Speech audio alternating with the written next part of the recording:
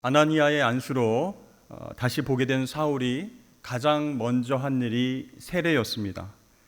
그렇게 사울은 예수 그리스도와 세례를 통해서 연합했습니다. 자신의 죄값을 사하시기 위해서 십자가에 못 박혀 돌아가신 주님과 연합하여서 새 생명의 삶으로 들어가게 되었습니다. 사울의 눈에서 비늘 같은 것이 벗겨지고 다시 보게 되었다라고 하는 것은 단순히 육체의 시력을 회복했다는 뜻이 아니라 그의 영안이 열렸다, 그런 뜻입니다. 그렇게 육과 영이 회복된 사울은 며칠 동안 다메섹의 제자들과 함께 지냈다라고 증거하고 있습니다. 19절 하반절을 보면 사울이 다메섹에 있는 제자들과 함께 며칠 있을세 이렇게 나옵니다. 그들이 몇 명인지, 이름이 누구인지 알 수 없습니다. 그들 중에 본문에 이름이 기록된 사람은 아나니아 한 사람뿐입니다. 그럼에도 왜 성경은 알려지지 않은 다메섹의 제자들과 사울이 함께 지냈다 이렇게 기록했을까요? 그것은 그들과 며칠 동안 함께 지냈던 것이 사울의 삶에 절대적인 영향을 끼쳤기 때문이었습니다. 사울은 다메섹에 살고 있는 그리스도인들을 체포해서 예루살렘으로 연행하고 종교 재판에 넘겨서 죽이려고 체포조와 함께 다메섹으로 가는 중이었습니다. 그러나 빛이요 진리이신 예수님을 만난 사울은 시력을 상실했습니다. 사흘 동안 식음을 전폐했습니다. 그러면서 기도했습니다. 나에게 나타나신 주님은 과연 누구이신가? 자신이 부정하던 나사렛 예수가 바로 하나님의 아들 메시아임을 깨닫게 되었습니다. 이 아나니아의 안수로 다시 보게 된 사울은 세례를 통해서 예수님과 연합했습니다. 이제 자기 인생의 중심축이 자신에서부터 이제 주님으로 이동되었습니다. 그런데요, 그것으로는 부족했습니다. 사울은 복음의 내용을 스스로 알 수 없었기 때문이었죠. 예수님에 대해서 말로 자세히 설명해 줄 누군가가 필요했던 것입니다. 그런데 그 역할을 다메섹의 제자들이 해 주었던 것입니다. 며칠 동안 그들과 함께 식사하고 대화하면서 다메섹의 제자들은 예수님에 대해서 자기들이 알고 있는 모든 것들을 사울에게 나누고 가르쳐 주었습니다. 오늘날 성경에 기록이 되었지 않기 때문에 이 다메섹의 제자들이 누구인지는 알 수 없지만 하나님은 아십니다. 자신들을 죽이러 온 사울을 의심하고 피할 수도 있었지만 사울은 주님이 택한 그리시구나 확신하면서 형제처럼 대해 주었습니다.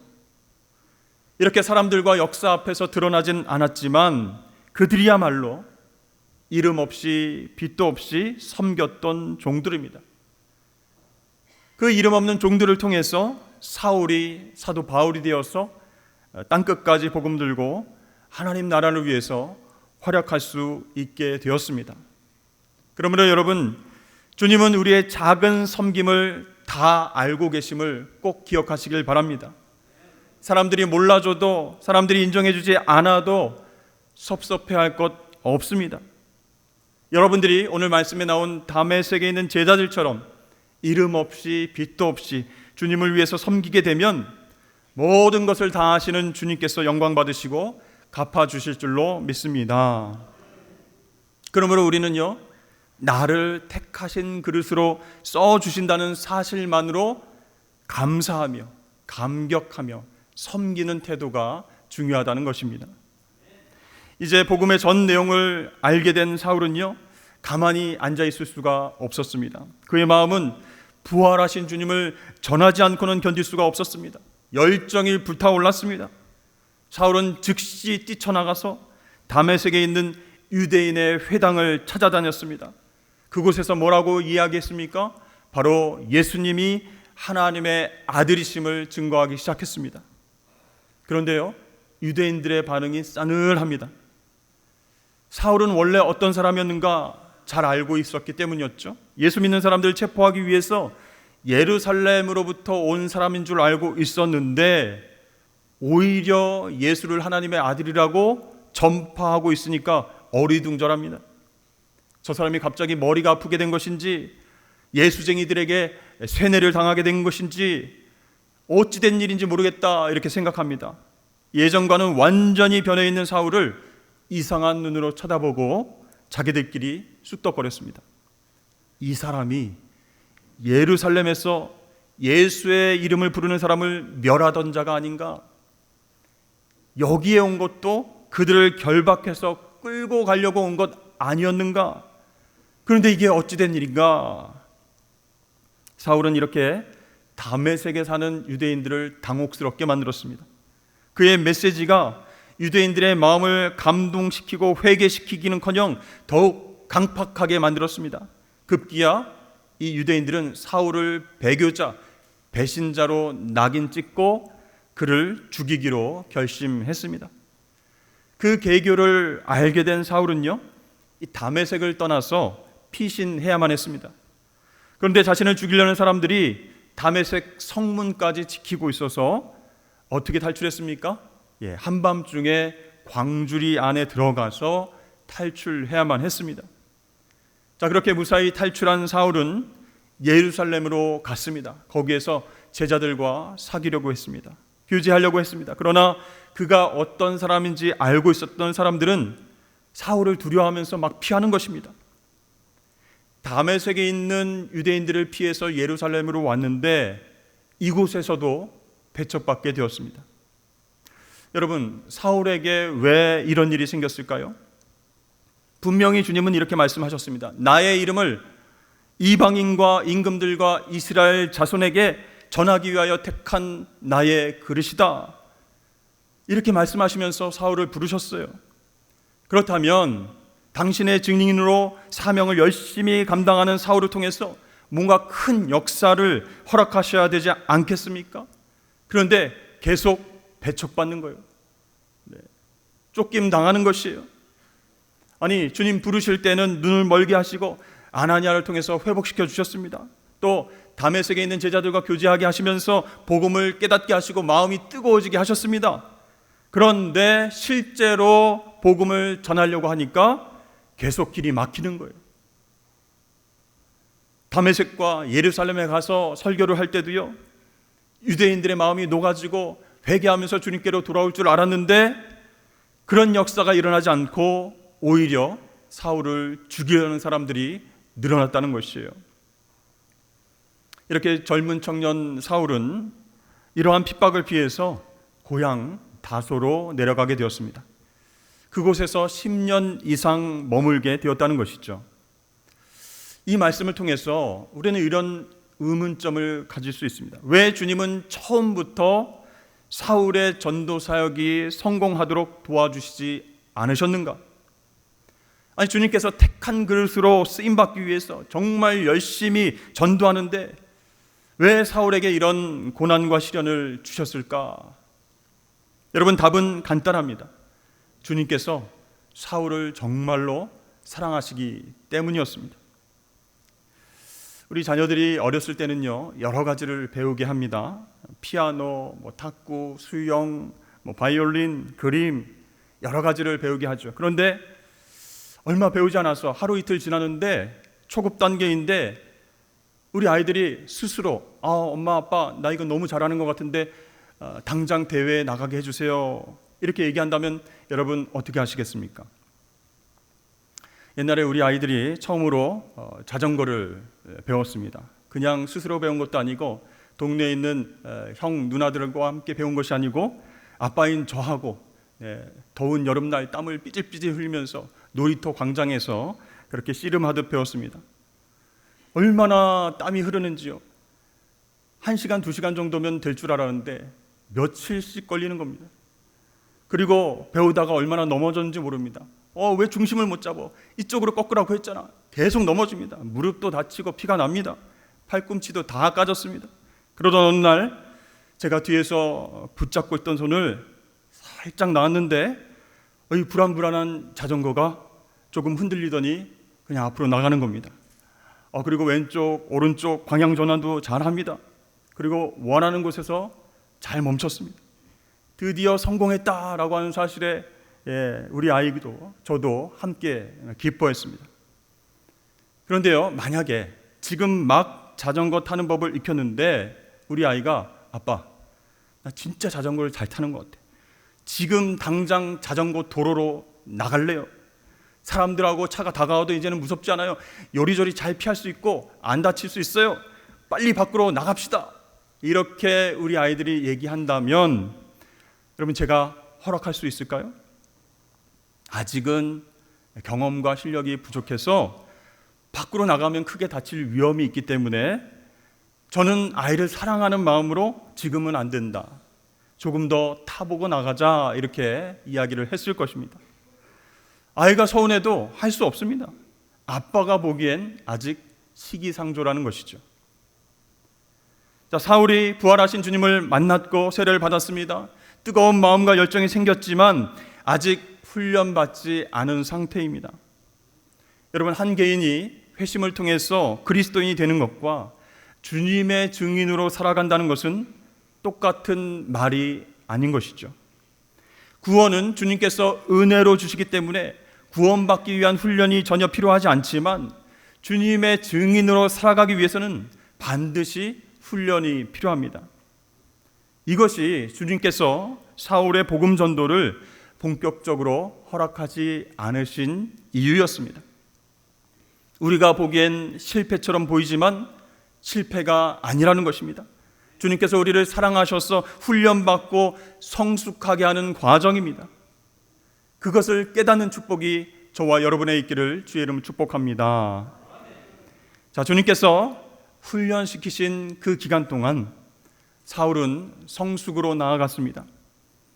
10년이 경과한 후에 주님은 사울을 안디옥 교회로 부르시고 다시 주님의 증인으로 사용하셨습니다. 이러한 주님의 섬세한 사랑과 훈련이 아니었으면 위대한 사도 바울은 없었을 것입니다. 기독교 역사상 큰 영향력을 끼친 주님의 증인이 되지 못했을 것입니다. 자, 훈련받고 성숙해진 사도 바울은요, 복음 전할 때 무엇을 가장 중요하게 생각했을까요? 고린도전서 2장 말씀에 가보면 이렇게 나와 있습니다. 형제들아, 내가 너희에게 나아가 하나님의 증거를 전할 때에 말과 지혜의 아름다운 것으로 아니하였나니 내가 너희 중에서 예수 그리스도와 그가 십자가에 못 박히신 것 외에는 아무것도 알지 아니하기로 작정하였습니다. 내가 너희 가운데 거할 때에 약하고 두려워하고 심히 떨었노라. 내 말과 내 전도함이 설득력 있는 지혜의 말로 하지 아니하고 다만 성령의 나타나심과 능력으로 하여 너의 믿음이 사람의 지혜에 있지 아니하고 다만 하나님의 능력에 있게 하려 하였노라. 아멘. 여러분, 복음이 전파되는 것 그리고 열매 맺게 되는 것 오직 하나님의 능력인 줄로 믿습니다. 그런데 왜 바울은 내가 너희 가운데 거할 때에 약하고 두려워하고 심히 떨었노라 이렇게 말하고 있을까요? 고린도 교회 교인 중에는요, 자기네들이 똑똑해서 예수님 믿었다고 생각하는 사람들이 있었기 때문입니다. 그래서 바울은요, 하나님의 능력과 역사가 우리의 이성과 이해의 범위로 약화되거나 대체될까 봐 두려워하고 심히 떨었다 이렇게 고백하고 있습니다. 그렇습니다. 우리가 전도할 때요, 나의 설득력 있는 말과 지혜로 하는 것이 아니라 성령의 나타나심과 능력을 의지해야 되는 줄로 믿으시길 바랍니다. 그것이 주님 보시기에 성숙한 태도예요. 그것이 주님께서 우리를 사용하시는 기준이 된다라는 것입니다. 자, 사울이요, 부활하신 주님을 만난 직후에, 회복된 직후에 즉시 복음을 전했을 때 유대인들이 회심을 하고 회개하고 예수 믿는 그런 역사가 바로바로 일어났다면 사울은요, 이 증인의 사명도 자신의 의로 여겼을 가능성이 큽니다. 왜냐하면 언제나 이 사울의 인생은 직진 스타일이었기 때문이에요. 자기가 옳다고 생각하는 일에 최선을 다하고 무조건 전진하고 노력했습니다. 자기가 노력한 만큼 결과가 나오면, 열매가 나오면 역시 내가 최고지, 내가 노력했기 때문에 이런 성과가 났지, 이렇게 생각할 것이 분명했습니다. 여러분, 그러나 복음 전하는 사명은요, 자신의 뜻과 노력대로 되는 것이 아니라는 것이, 하나님의 도우심과 은혜가 있어야 합니다. 그것을 처음 사역 가운데 철저하게 깨달은 바울은요, 내가 설득력 있게 말을 잘하고 지혜롭게 이해시킨다고 해서 저 사람이 예수 믿는 것이 아니구나. 오직 성령의 나타나심과 능력으로 그 사람이 변화되는 것이구나. 그걸 철저하게 깨달았습니다. 사랑하는 성도 여러분, 그러므로 우리의 우선순위는요, 주님을 위해서 큰 일을 먼저 하는 것이 아니라 바른 그리스도인, 성숙한 그리스도인이 되는 것입니다. 그 우선순위를 우리가 기억할 때요, 우리는 조금씩 성숙하면서 하나님의 도구로 쓰임받을 수 있습니다. 그런데 때때로 말씀을 묵상하고 순종하는 일 어렵습니다. 기도하며 하나님의 은혜를 경험한다는 것, 전도하면서 증인의 사명 감당하는 것, 잘 안 될 때가 있어요. 그러나 여러분, 그것은 하나님 보실 때 실패가 아니라는 것이, 주님 안에서 그런 훈련을 통해서 성숙하게 하심으로 말미암아 주님의 때에 쓰시고자 하시는 그 주님의 사랑임을 여러분 꼭 기억하실 수 있기를 바랍니다. 이 본문 속에 사울로 돌아와서요, 지금 사울은 큰 시련을 경험하고 있습니다. 유대인들이 죽이려고 계교를 짜고요, 그들을 피해서 예루살렘까지 도망쳐 나왔습니다. 거기에서 제자들과 교제하려고 하는데 다들 멀리합니다. 그때 다행히 바나바가 이 사울을 데리고 다니면서 이 사람은 어떻게 주님을 만났는지, 어떻게 변화되었는지 그렇게 일일이 다 설명을 해주면서 교제할 수 있도록 길을 열어줍니다. 자, 이렇게 오해가 풀리고 난 후에 사울이요, 또 열정이 있어서 헬라파 유대인들에게 복음을 전하니까 어떤 일이 일어났습니까? 그들이 분개하면서 또 사울을 죽이고자 합니다. 쉬운 일이 없습니다. 산 넘어 산입니다. 자, 예루살렘에 있는 그리스도인들은 어떻게 사울을 바라봤을까요? 그의 변화가 의심스럽습니다. 혹시 저거 일부러 저러는 것 아닌가? 예수 믿는 자들을 아주 꼼꼼하게 색출하기 위해서 저렇게 얘기하고 다닌 것 아닐까? 새로운 전략이 아닐까? 또 유대교의 열심인 사람들도 심기가 불편합니다. 아니, 다메섹에서 도대체 무슨 일이 있었던 거야? 사람이 완전히 변했네? 어떻게 박해하던 예수를 하나님의 아들이라고 그렇게 증거하고 다니지? 아무튼 사울은 어느 곳에서든지 환영받지 못하게 되었습니다. 또다시 살해 협박에 시달리게 됩니다. 이런 상황 가운데서 제자들과 형제들이 안 되겠다, 이러다간 사울이 죽겠다 판단하고 사울을 그의 고향인 다소로 피신을 시키게 됩니다. 자, 이런 부정적인 이야기가 이어지고 나서 31절 말씀 어떻게 시작합니까? 그리하여 온 유대와 갈릴리와 사마리아 교회가 평안하여 든든히 서가고 주를 경외함과 성령의 위로로 진행하여 수가 더 많아지니라. 그리하여 라는 말로 시작이 됩니다. 저는 말씀을 읽을 때 접속사가 잘못 기록된 줄 알았습니다. 자, 사울이 복음을 전해도 박해를 받고 죽음의 위협을 받고 고향으로 쫓겨갔더라. 그럼에도 불구하고 교회가 평안하여 든든히 서가고 교인 수가 더 많아지니라. 이렇게 기록되는 것이 앞뒤가 맞는 표현이지 않습니까? 너무 의심스러워서 제가 원문을 찾아봤는데 헬라어 원문에 맨운 그리하여 이렇게 분명히 되어 있었습니다. 여러분, 그리하여라고 하는 접속사는요, 원인과 결과를 나타냅니다. 그런데 오늘 본문 말씀을 보면요, 앞에 원인이 되는 이야기가 어떤 이야기가 써여 있습니까? 사울이 핍박당하고 고향으로 내려가고 전도의 성과가 흐지부지 되는 것처럼 얘기했습니다. 그런데 그 뒤에서는 그리하여 교회가 잘 됐다, 부흥했다 이렇게 나옵니다. 문맥상 전개가 매끄럽지 못합니다. 이해가 잘 안 되는 말씀이에요. 그러나 이 말씀을 묵상하고 잠잠히 하나님의 음성을 듣는 가운데 여기에서 하나님 일하심에 대해서 깨닫게 되었습니다. 여러분, 하나님의 일하심에는 반전이 있습니다. 우리가 예상할 때는 망할 것 같고 실패할 것 같은데 하나님 그 과정을 통해서 이기게 하시고 선을 이루시고 놀라운 부흥을 허락하십니다. 그래서 어떤 때는요, 이렇게 전도할 바에는 하지 말자, 이런 생각이 밀려옵니다. 전도지를 많이 나눠준다고, 또 초대해서 밥을 대접한다고, 붙잡고 사형리를 가지고 복음을 전한다고 해도 그 사람이 회개하고 돌아오겠어? 전혀 전도할 분위기가 안 생깁니다. 그래서 때로 우리의 열정과 노력이 무색해질 때도 많이 있다는 것이요. 그런데 여러분, 오늘 말씀은 어떻게 기록하고 있습니까? 그리하여 교회가 평안하여 든든히 서가고 주를 경외함과 성령의 위로로 진행하여 수가 더 많아지니라. 아멘. 가만히 생각해 보면요, 얼마나 다행인지 모릅니다.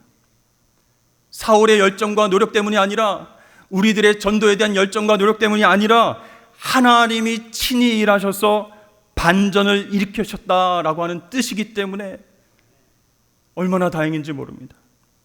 여러분, 우리의 노력, 우리의 열정이 아니라 하나님의 일하심으로 열매가 맺는 줄로 믿으시길 바랍니다. 이렇게 하나님의 일하심은요, 우리의 이해와 상식을 뛰어넘습니다. 안 될 것 같은데 되게 하시는 거예요. 예수 믿을 것 같지 않은데 예수 믿겠다고 돌아오는 거예요. 그러면 여러분, 우리가 성공하든 실패하든 주님의 손과 발이 되어서 아름다운 덕을 선포하면 하나님께서 일하실 줄로 믿습니다. 여러분, 그것이 오늘 그리하여의 은혜입니다. 나는 3명에게 복음을 전하고 교회에 초대했다. 그런데 한 명만 교회에 오겠다고 해서 그 한 명을 데리고 와서 예배를 드렸다. 그런데 그 한 명이 마지막에 나에게 하는 얘기가 다시는 교회에 오지 않겠다고 얘기를 했다. 그리하여 산성교회는 평안하고 든든하게 서 갔다. 여러분, 이 문장이 자연스럽습니까? 앞뒤가 전혀 맞지 않습니다. 그런데 하나님께서 일하시면 말이 됩니다. 역사가 이루어집니다. 여러분, 이것이 바로 그리하여의 은혜입니다. 사울이요, 사도 바울이 되어서 깨달은 것이 바로 이것이에요. 전도에 대해서 내가 지혜와 설득력 있는 말로 그렇게 복음 전하지 않겠다. 오직 성령의 도우심과 능력으로 쓰임 받겠다. 끝까지 겸손하게 섬기고 전도하면서 주님의 택한 그릇으로 살아가겠다. 사랑하는 성도 여러분, 새생명 기쁨 축제가 다음 주로 다가왔습니다. 우리 모두 오늘 주인공 사도 바울처럼 그리하여의 은혜를 경험하시는 저와 여러분 되시길 주의 이름으로 축복합니다.